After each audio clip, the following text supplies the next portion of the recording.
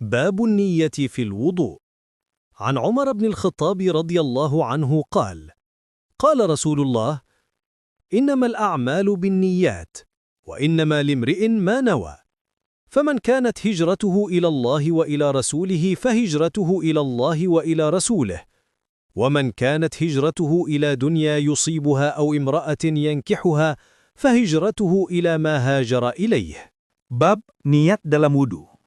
Dari Umar bin Al-Khattab radhiyallahu anhu, ia berkata, Rasulullah shallallahu alaihi wasallam bersabda, sesungguhnya amal-amal itu tergantung pada niatnya, dan sesungguhnya setiap orang akan mendapatkan sesuai dengan apa yang ia niatkan. Maka barang siapa hijrahnya kepada Allah dan Rasul-Nya, maka hijrahnya kepada Allah dan Rasul-Nya. Dan barang siapa hijrahnya karena dunia yang ingin ia peroleh, atau karena wanita yang ingin ia nikahi, maka hijrahnya kepada apa yang ia niatkan. Sebagian ulama mengatakan bahwa hadis ini mencakup setengah agama, bahkan ada yang mengatakan seperempat agama. Disebut setengah agama karena membahas perbaikan batin, niat. Sedangkan hadis lain seperti, barang siapa melakukan amalan yang tidak ada perintahnya dari kami, maka amalan itu tertolak, membahas perbaikan lahiriah, tata cara amal. Maka keduanya bersama-sama mencakup seluruh agama. Penulis rahimahullah menggunakan hadis ini untuk menjelaskan pentingnya niat dalam wudu.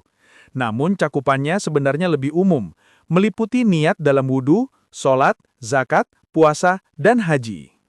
Misalnya seseorang yang mencuci anggota tubuhnya dengan urutan wudu, tetapi niatnya hanya untuk mendinginkan badan, bukan untuk mengangkat hadas.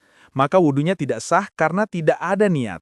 Demikian pula seseorang yang junub lalu mandi hanya untuk menyegarkan diri, tanpa niat mengangkat hadas, maka mandi itu tidak sah untuk menghilangkan junub. Rasulullah shallallahu alaihi wasallam bersabda, sesungguhnya amal-amal itu tergantung pada niatnya, dan setiap orang akan mendapatkan sesuai niatnya. Hadis ini juga memberikan contoh perbandingan antara amal yang diniatkan untuk ibadah dan yang tidak. Misalnya, barang siapa hijrahnya kepada Allah dan Rasul-Nya, maka hijrahnya kepada Allah dan Rasul-Nya. Ini adalah contoh niat ibadah.